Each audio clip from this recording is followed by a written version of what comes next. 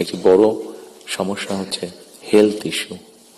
বাংলাদেশে 20 কোটি মানুষ, আমরা স্লোগান দিয়ে হয়তো বলতে পারি যে সকলের জন্য স্বাস্থ্যর ব্যবস্থা করব, আমরা সকলকে স্বাস্থ্য সুবিধা আমরা দিব।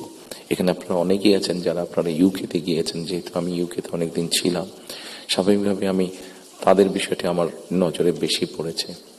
তাদের ওখানে বৈধভাবে যে কোনো মানুষ থাকে তাকে তারা পূর্ণ হেলথ সার্ভিস দেয়, সেটা যে কোনো ধরনের, সেটা বাইপাস হোক, কার্ডিয়াক হোক, ক্যান্সার হোক, সব রকম চিকিৎসা তারা দেয়। এখন আমরা কিন্তু এখন দেখা যাচ্ছে যে এই কাজটা করতে গিয়ে ইউকের মতন দেশগুলো, ইউরোপের যে ডেভেলপ দেশগুলো আছে, তারাও হিমশিম খাচ্ছে। তারা এখন যেটা চাচ্ছে সেটা হচ্ছে প্রিভেনশন। তারা হিসাব নিকাশ করেছে যে একজন মানুষ অসুস্থ হলে তাকে যদি হাসপাতালে নিয়ে আসা হয়, তাকে যদি ওষুধ দেওয়া হয়, ডাক্তার, নার্স, হসপিটালে বেড, সবকিছু তাতে খরচ অনেক বেশি হয়। কিন্তু যদি প্রিভেনশন করা হয়, মানুষকে যদি সচেতন করা হয় যে এই খাবারগুলো খেও না, তাহলে তুমি কিডনি প্রবলেম হবে না, এই খাবারগুলো খেও না তাহলে তোমার হার্ট প্রবলেম হবে না, এই খাবারগুলো খেও না তাহলে তোমার ডায়াবেটিক হবে না, মানুষকে যদি এভাবে সচেতন করা যায়, তাহলে দেখা গেছে তাতে রাষ্ট্রের খরচ অনেক কমে আসে, মানুষের সুস্থ থাকে।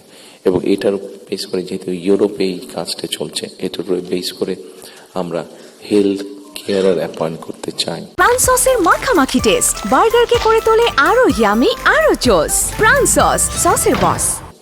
এবং এই হেলথ কেয়ারের অ্যাপয়েন্টের আরেকটি মূল লক্ষ্য উদ্দেশ্য হচ্ছে এরা যেরকম বেসিক ট্রেনিং পাওয়ার পরে গিয়ে মানুষকে সচেতন করবে, অ্যাট দ্য সেম টাইম সম্মানিত উপস্থিতিবৃন্দ, আরেকটি বিষয় বোধহয় আমাদের নজরে খুব আনা প্রয়োজন।